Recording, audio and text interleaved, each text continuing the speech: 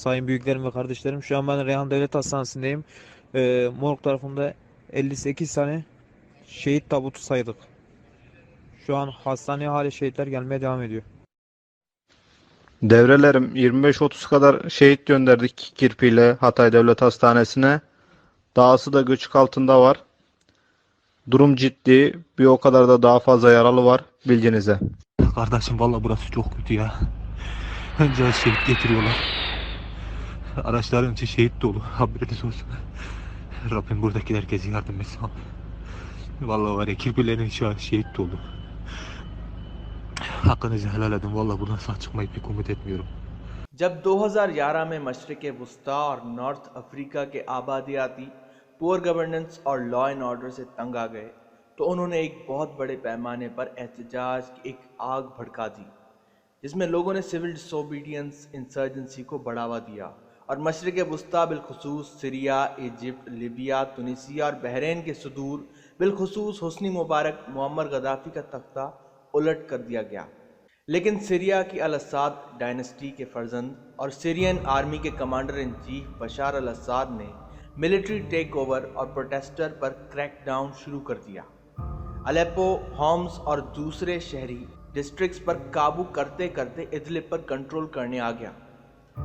तब north west Syria में वाक़ ये शहर इदलिब के 30 लाख शहरियों में से बहुत ने हथियार उठाए और दहशतगर्द तंजीमें तश्कील दी, जिनमें से YPG, PKK, ISIS, हिजबुल्लाह नामवर ग्रुप बमुकाबला सीरियन आर्म फोर्सेस, अमरीकी सपोर्ट और नेटो एलाइड तुर्की वहाँ क़याम पजीर है।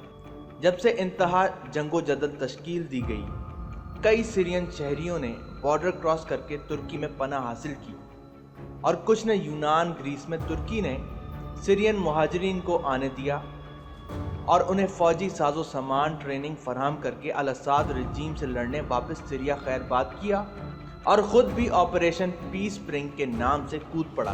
बेशुमार दहशतगर्द ग्रोहों और नेटवर्क में से ISIS सबसे ताकतवर ग्रोह माना जाता है, जो कि बशार अल अस्साद के सीरियन मिलिट्री रूल के खिलाफ बगावत को प्लान करता है। तुर्की नेशनल फोर्स ने ISIS से अलायंस किया और कुछ सालों से कोवर्ट और प्रॉक्सी ऑपरेशंस को जारी रखा। पिछले दिसंबर से लेकर इदलिब शहर में वायलेंस का अंसर बढ़ता चला जा रहा है और 10 लाख शहरी दूसरे मुल्क फरार हो गए। तुर्की ने एक बफर जोन नॉर्दर्न सीरिया में डेवलप करने की कोशिश की, जहां दहशतगर्द गिरोह और टर्किश अफवाज एक एग्रीमेंट को पहुंचे, लेकिन वो नाकाम रहा। The Astana process talks aim to support the framework in accordance with the UN Security Council Resolution 2254, and ended on the 24th with an agreement between Iran, Russia, and Turkey to form a joint monitoring body to work to enforce the Resolution 2254 ceasefire. Russia ने अरब spring से लेकर 2015 तक बशार al Assad और उसकी अफवाज को कीमियाई हथियार, असलहा, साजो सामान के जरिए सपोर्ट किया। रशिया UN सिक्योरिटी काउंसिल का परमानेंट मेंबर है, चनाचे उसने मगरबी रियासतों की बशार अल अस्साद के इस्तीफे के मुतालबे को वीटो किया। जवाब में बशार अल अस्साद रजीम को सैंक्शंस फेस करने पड़े। रिसेंटली रूसी सदर व्लादिमीर पुतिन और तुर्की के सदर रजब तैयब एर्दोगान मॉस्को में एक प्रेस कॉन्फ्रेंस देते हुए एक मिलिट्री सीज फायर एग्रीमेंट को पहुंचे, जो कि थर्सडे 5 मार्च 2020 की तारीख के इख्तिताम को किया जाएगा।